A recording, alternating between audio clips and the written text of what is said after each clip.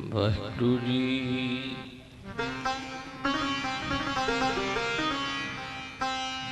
ਵਾਹਿਗੁਰੂ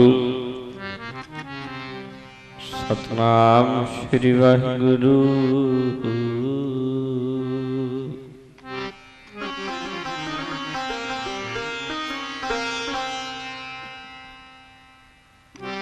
मैं ताण दीवान तू है मेरे स्वामी, मैं तुझे आगे अरदास।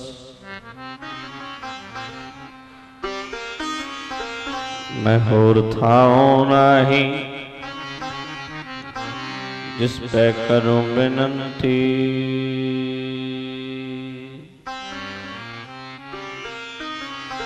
मेरा दुख सुख तुझ ही पास।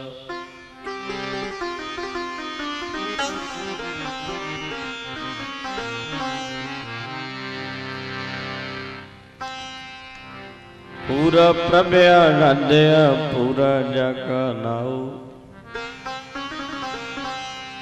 नानक पूरा पाया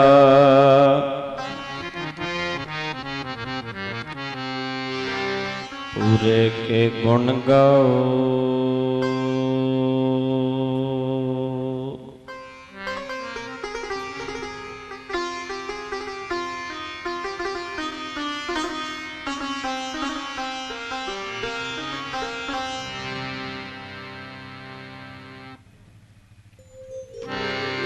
गावो संगते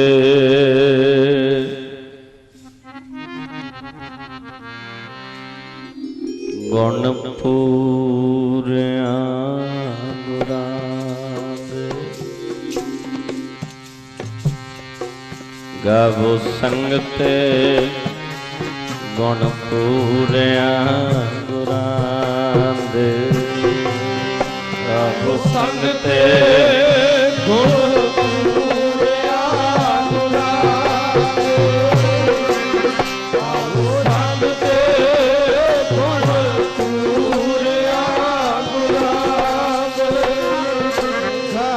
संगते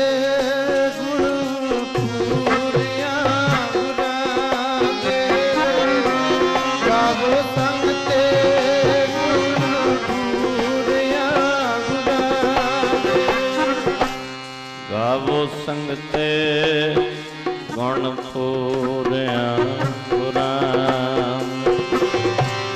गावो संगते गुण पूरिया गुरां दे। गावो संगते गुण पूरिया गुरां दे। गावो संगते गुण पूरिया। गावो संगते गुण पूरिया गुरां दे। गावो संगते गुण पूरिया गुरां दे।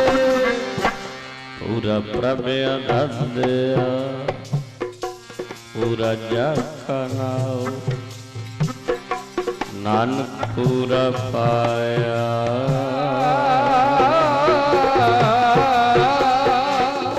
पूरे के गुण गाओ।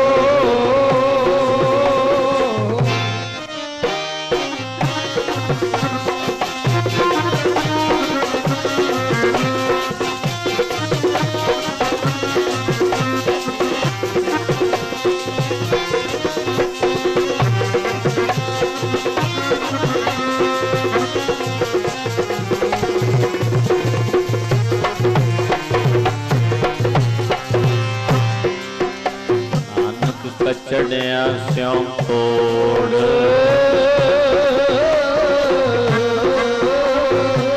ढूंढ सज्जन संत पक्किया। होए जीवन दे विछड़े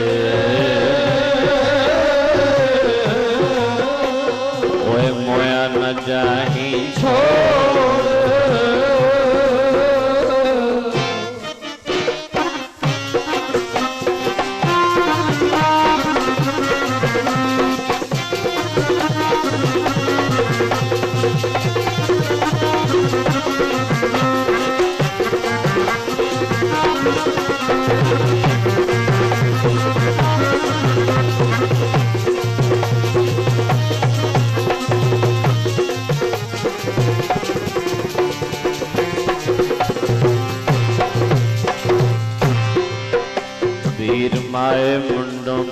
गुरु की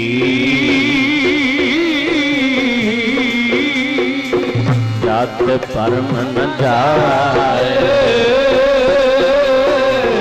आप डूबे कहूँ वेद में,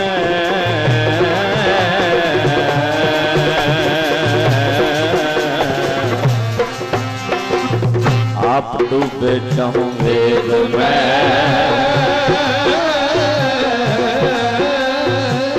तिल दिए बहाए। आज्ञा पई अकाल की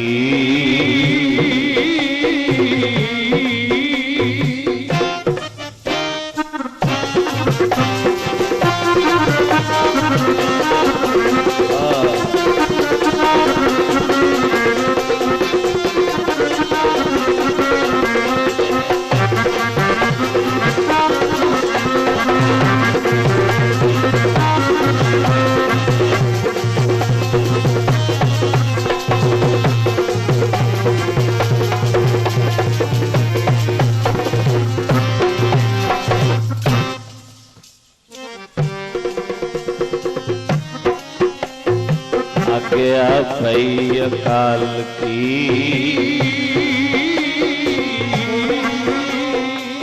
कभी चलायो पंथ। सब सिखन को हुक्म है,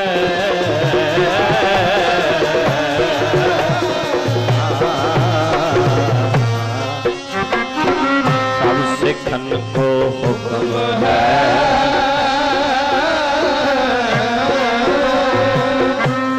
मान्यो ग्रंथ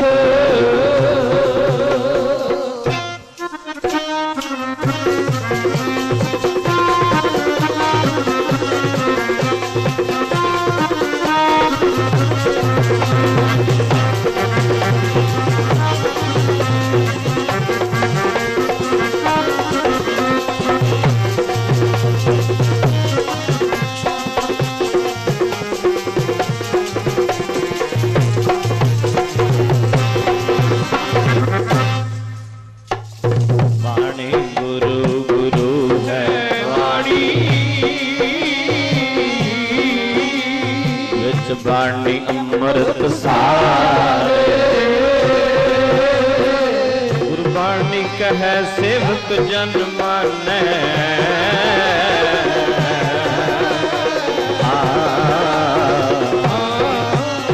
गुरबाणी कहे सेवक जन माने। परतप गुरु निस्तारे, जागत जोत जपै निस्बासुर। एक बिना मन एक नहानै, पूर्ण प्रेम प्रतीत सजै व्रत बोर। मड़ी मट फूल न मानै,